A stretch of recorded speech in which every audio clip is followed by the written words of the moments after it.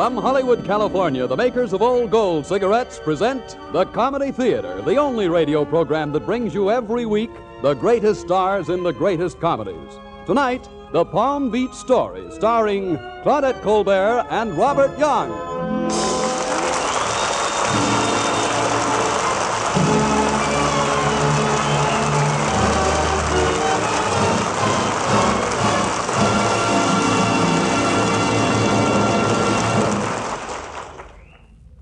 Now we have the honor of introducing... Oh, I beg your pardon, Claudette. I thought that was in my script. Oh, that's quite all right, Bob. You've stolen my lines before. Oh, I'm terribly sorry, darling. It's just that my eyes, sometimes in this light... I know. You have double vision. That's right. I remember that time you tried to play both ends of the love scene and also the dog that was sitting on my lap. Well, now, wait a minute, will you? And then be the husband who came in and found us. Listen, Ladies and gentlemen, looks like I'll have to introduce myself. Oh, no, now you're almost as bad as Bob.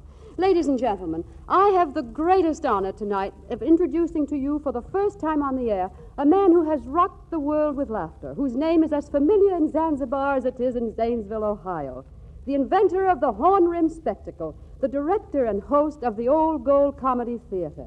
He was born a number of years ago in the town... No. Excuse me, Claudette. Now, I appreciate what you're saying, but I'm really not running for the presidency. Ladies and gentlemen, I'm Harold Lloyd.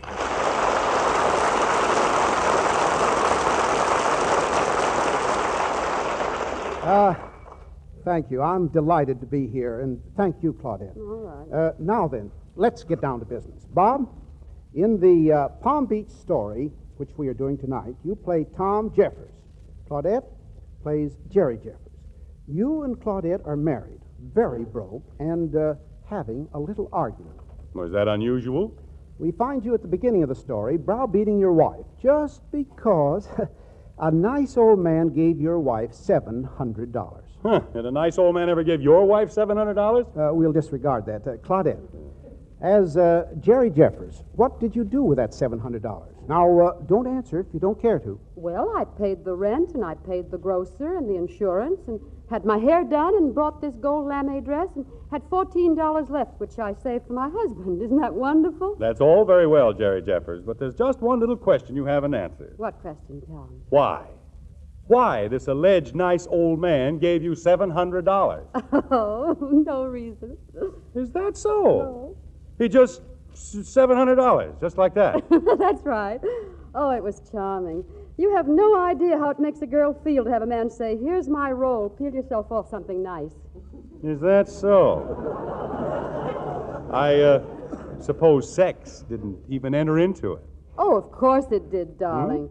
No, I don't think he'd have given it to me if I had hair like Excelsior and little short legs like an alligator.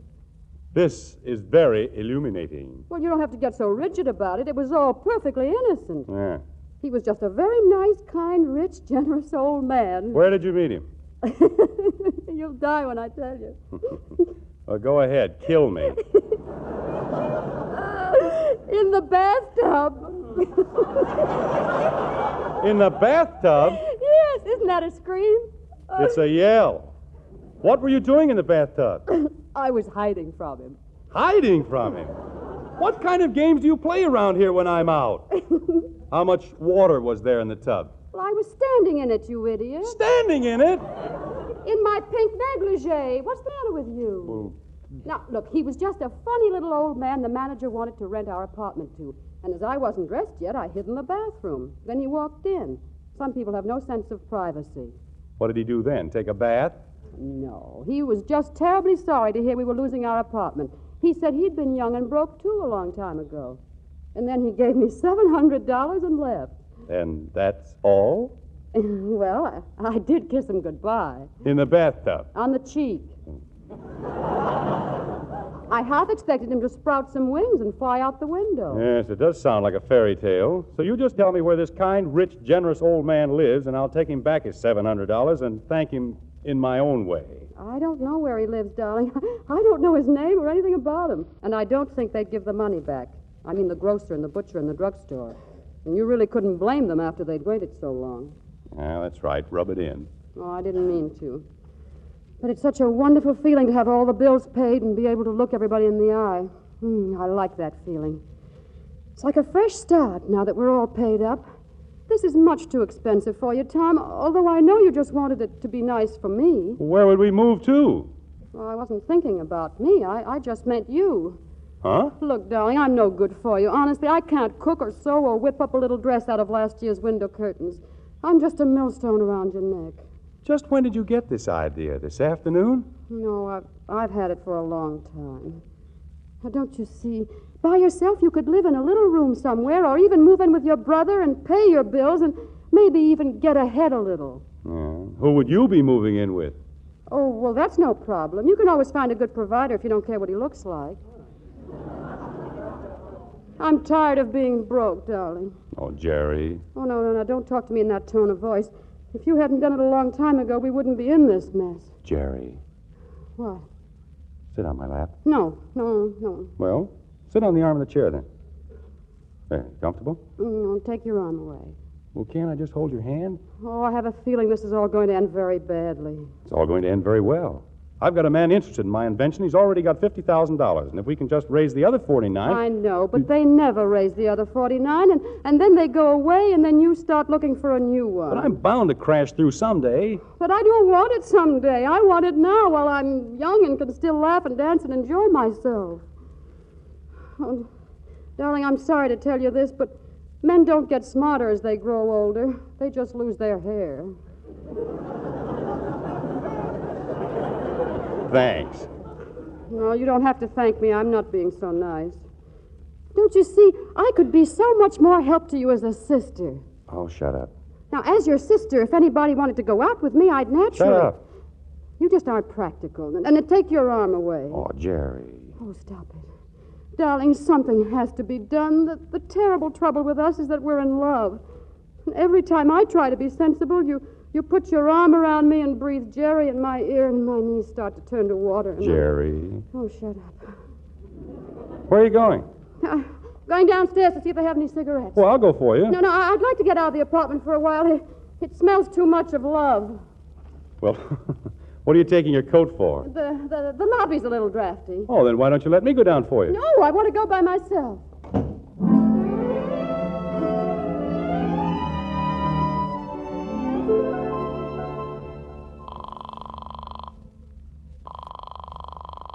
Hello? Tom, I'm in the phone booth in the lobby. Oh, what's the matter? Didn't they have any cigarettes? I didn't come down for cigarettes. I lied to you. Huh? I'm sorry. Darling, I'm going to leave you. I'm going to divorce you. But, Jerry, you can't get a divorce. They cost a lot of money. No, the next husband always pays for that. Oh, you have him all picked out, have you? Suppose I won't give you a divorce. Well, then I'll become an adventuress. Oh, will you stop talking like an idiot? I can just see you starting for China in a rowboat. No, you're thinking of an adventurer, dear. An adventuress never goes on anything under 300 feet with a crew of 80. Jerry, for heaven's sake, please. Goodbye. Oh, goodbye, darling.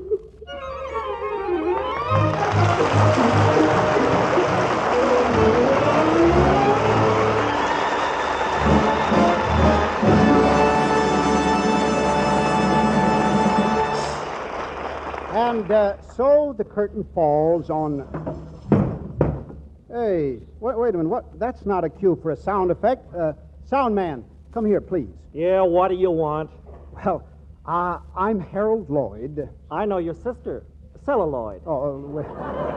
Wait now, never mind the jokes. Let's just get the sound effects right. Look, mister, I only got 2 hands. You guys don't care how many sound effects you write in. Why, in 20 seconds, I got to open and close 8 doors, break 10 panes of glass, wreck 2 trains, make the sound of 6 guys walking with rubber heels on gravel, and if that ain't enough, before the story ends, I gotta lay an egg.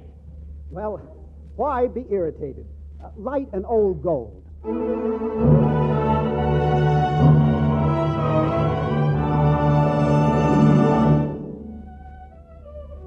So, Jerry Jeffers, you went to Palm Beach. How did you get there? It was really very simple. Any girl could tell you how to do it. You just stand in front of the gate marked Florida Special. You mean any pretty girl? Well, thanks. You're welcome. And what do you say? You say you lost your ticket. And that your grandmother's dying of pneumonia, I suppose. To whom do you tell this whopper? I happened to tell it to the Ale and Quail Club, a group of rich millionaires who were going hunting. What were they hunting? Quail. Well, I could have guessed that. Well, frankly, yes. And did they treat you nicely? Well, I got there Without mishap? without my clothes. What? Now, look here, young lady. Now, will you stop misunderstanding me? I just happened to be in the car ahead to get away from Sweet Adeline and a little shooting when the conductor got a little irritated and disconnected the car. Oh, so you were left on the train without any clothes? Yes, all I had was a suit of pajamas. Well, you had me a little worried there for a moment. And then you met... John D. Hackensacker III, the richest single young man in the world. What was he doing there? He was traveling in a lower berth. And how did you meet him? I stepped on his face. Excellent. Yes, sir. I've often wanted to myself. Well, he turned out to be a very nice young man. He bought me $38,000 worth of clothes in Jacksonville. Oh, he did he? Mm-hmm. And by the way, how did you know I'd gone to Palm Beach? Don't get off the subject. $38,000 worth of clothes. I thought those millionaires were very careful. He was. He wrote it all down in a little book. It was quite romantic, as a matter of fact. His yacht was beautiful. Oh, we're on a yacht now, are we? Yes, we yachted the last leg of the voyage. I suppose it was all very proper. Yes, he was a perfect gentleman. Yeah. Anyway, you're on the yacht with John D. Hackensacker III, who was no doubt gazing into your eyes. Tom, you have an evil mind. I told you he was a perfect gentleman.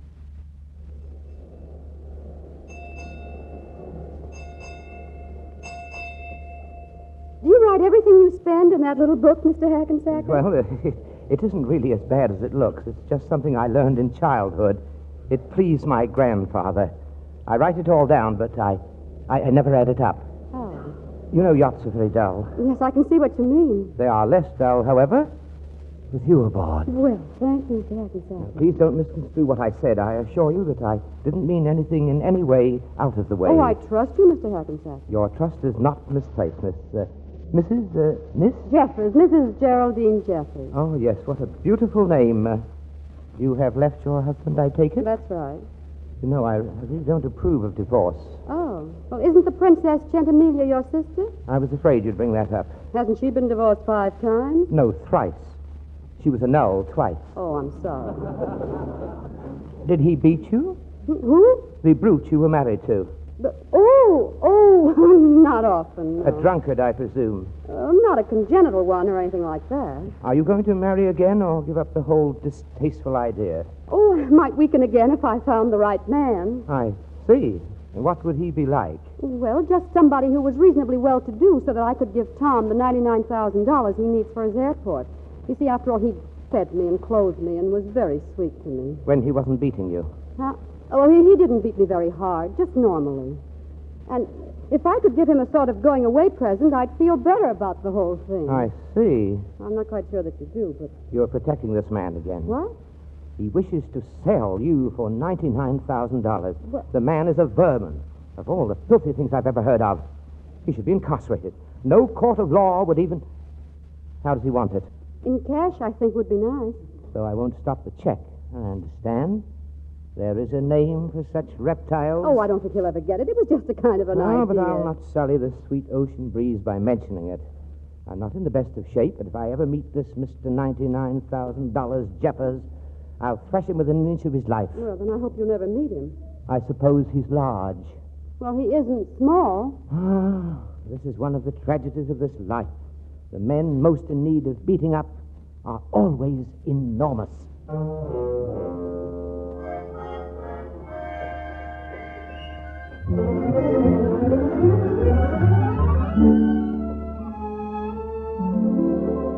And so they came to Palm Beach. As they came up to the dock, Jerry noticed someone, a familiar face. She turned to John D. Hackensacker III. and Wait a minute, said John. that- Wait, you wait right there. Tom, why did you follow me down here for anyway? Well, you're my wife, aren't you? You're making a fool of yourself, exposing yourself to all sorts of dangers that I promised to love, honor, and protect you from. Oh, look, don't you understand? I've left you. I'm not your wife anymore. You're not my husband. Oh, Jerry, darling. No, stop it. Don't put your arms around me. Oh, honey. Tom, don't kiss me. Well, I must say you do know the best-looking men on the pier. Oh, Princess, this is the Princess Centimiglia. My brother, Captain McGlue. What? Captain, we should have met sooner. And if I'd seen you around, we would have. This is my brother, Captain Hackensacker. Captain McGlue. That's an odd name. Yes, isn't it? How do you do, Captain? I'm not a captain. That's my sister's joke because I own a yacht. Well, that's my sister's joke because I don't own one. Well, I'm very glad to meet you. Your sister didn't tell me that she had a brother here. No, I just dropped over and... And of course you're staying with us. No. We wouldn't want to inconvenience you. We'll go to a hotel. Inconvenience us. Bobo puppy. We practically run a hotel anyway. This'll give the servants some exercise. Your brother's a very fine-looking man. You know, you look exactly alike. Really? I suppose he's married. No. He's entirely free. Oh, you don't tell me. Now, look here. Don't pay any attention to Maud, Captain. Her bark is worse than her bite. Yes, that's what you think, Snoodles. And now, Captain, you take my arm.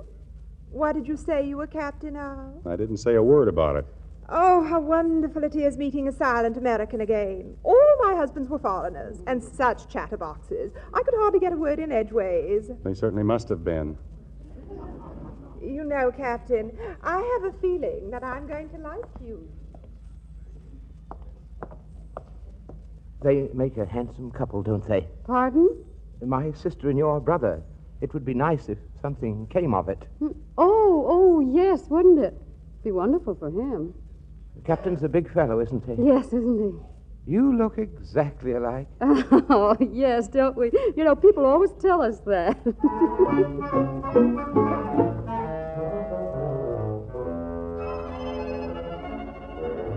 I am not grousing. You are too. I am not. I'm being very reasonable. I merely want to know why the Captain McGlue of all the idiotic names. Because I want him to finance your invention for you.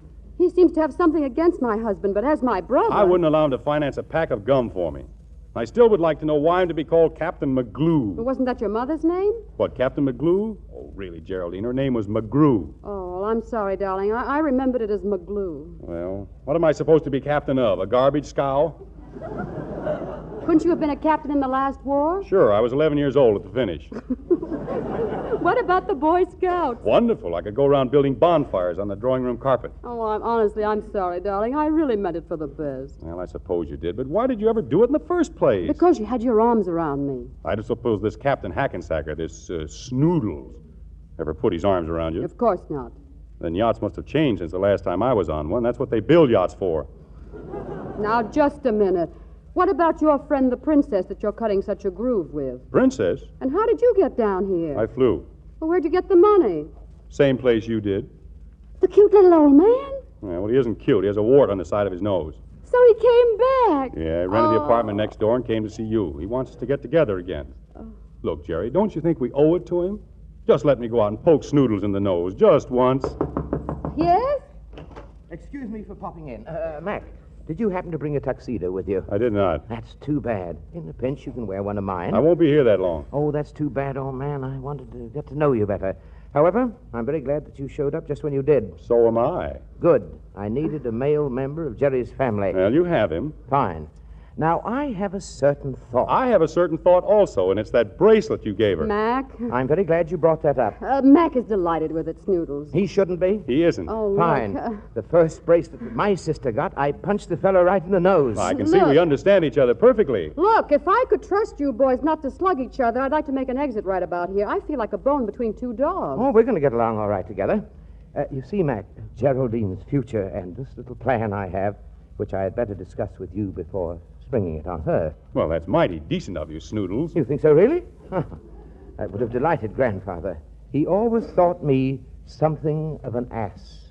Bright old boy, wasn't he? Oh, very, very. Look, I think I'll be running along. Good. I have so much to say to your brother. And you have a lot to listen to. And I have so much to say to you at the dance tonight.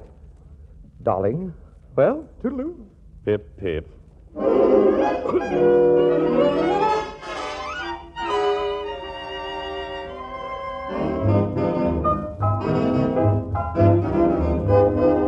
Isn't the music divine?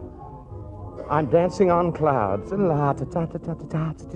you have a nice little voice. Oh, thank you.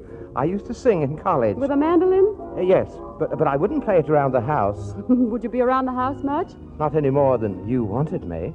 I have an office. Not that I do much in it. Say, perhaps Max would come and help me. Oh, that would be wonderful. You two could plan the airport together. What airport is that? Oh, the most remarkable invention you ever heard of. A suspended airport right in the middle of a city, stretched like a tennis racket. Really?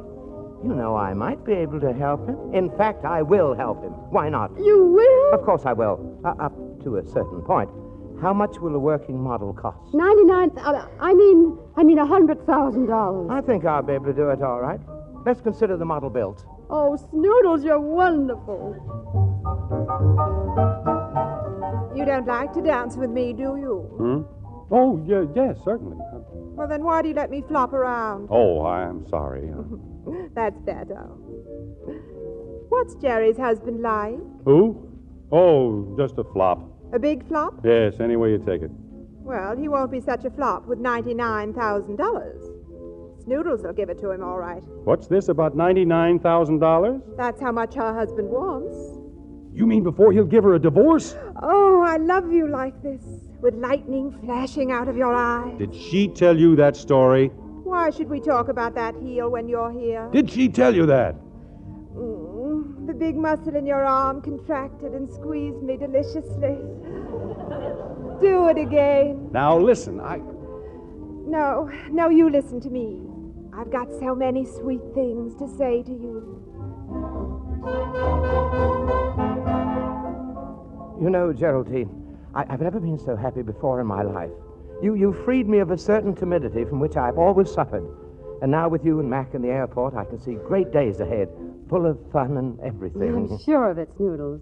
By the way, I have a little surprise for you later tonight, so don't be surprised. Well, what is it? Well, if I told you what it is, then you wouldn't be surprised anymore. Well, I wouldn't do anything too surprising if I were you, Snoodles. You never can tell how those things are going to turn out. I'm persuaded you'll be delighted. I certainly hope I will be. Yes, if you'll just leave your window open onto the balcony. Why, Snoodles! Oh, no, it's not what you think, really. When I climb, I get dizzy.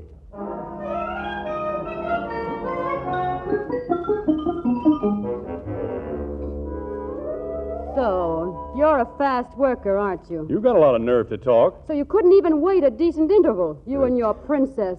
I hope you're very proud of yourself, Captain McGlue. Oh, now, wait a minute. No, let go of me, you big pullover.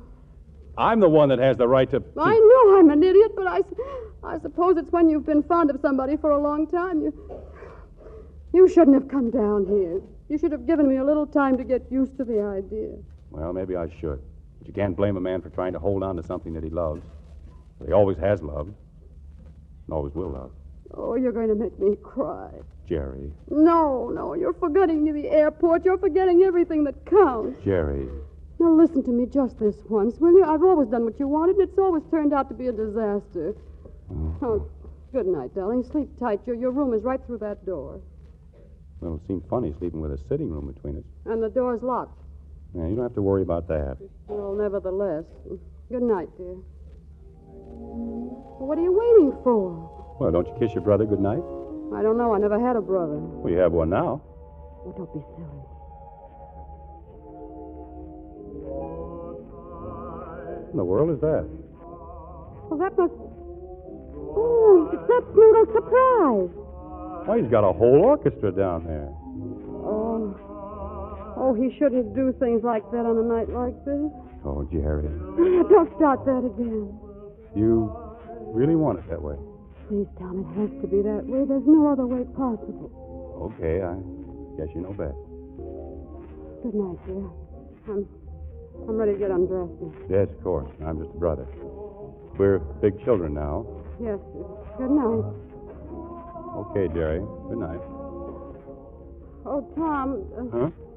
Just a minute. I can't get this zipper in the back of my dress. Would you mind before you go? Glad to. They're not making zippers like they used to. Nothing's like it used to be. Well, you'll have to come over here to the light. Here, is that all right? A little too high. Better sit on my lap. Well, now, I don't think... Oh, it's all right, sister. There, now. Now can you get it? So it doesn't mean anything when I kiss the back of your neck, like this. No, nothing. When I squeeze you, like this. You know I'm ticklish.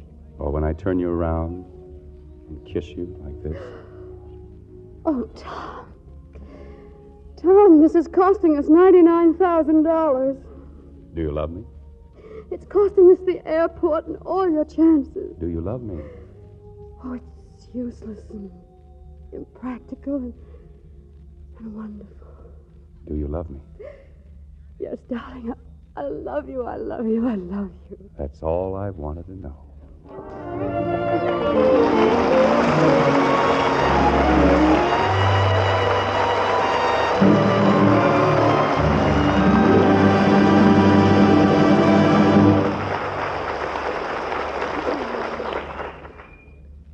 Claudette, Bob, that was wonderful. It's a great story. But, look, you haven't told the audience what happened to John D. Hackensacker III Oh, he married my twin sister. and the princess. She married my twin brother. Well, that sounds simple, I think. But, look, with all these twins running around, are you sure that you were married to the right partner? Of course we're sure. Or are we? Huh?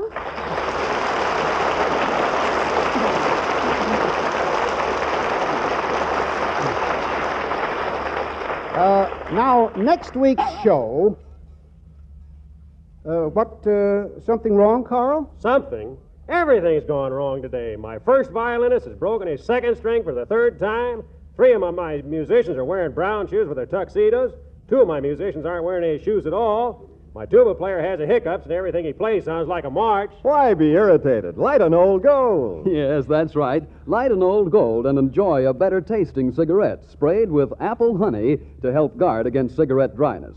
You know, a really flavorful smoke is swell when you get it at the peak of smoking perfection, not dry and harsh. That's why Old Gold's grand-tasting blend of many choice tobaccos seasoned with costly, flavorful Latakia leaf is sprayed with apple honey. This helps hold in the natural moisture and guards against cigarette dryness. So why be irritated? Light an Old Gold. And when you ask for Old Golds at your cigarette counter, remember this. They've not only tripled in popularity, billions of them are going to the men and women overseas. So if your dealer says, Sorry, we're out of Old Gold. don't be irritated, just keep on asking till he says, Old Gold? Sure, we've got some today. yes, we're sincerely sorry there aren't enough Old Golds to go around. But please be patient, and we'll keep on doing our very best to get them to you.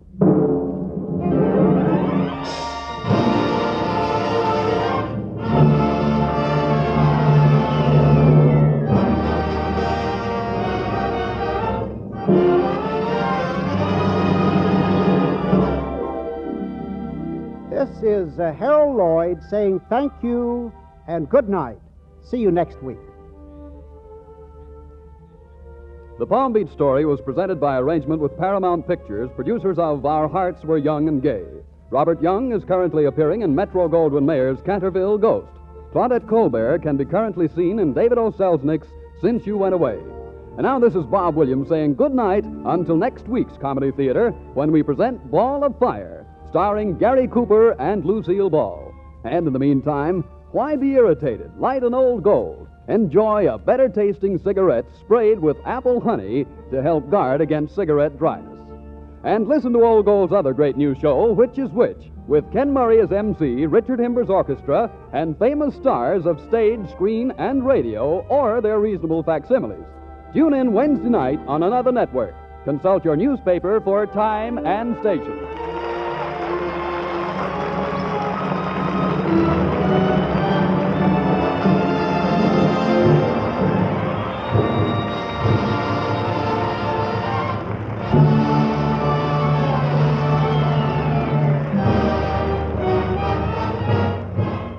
This is the National Broadcasting Company.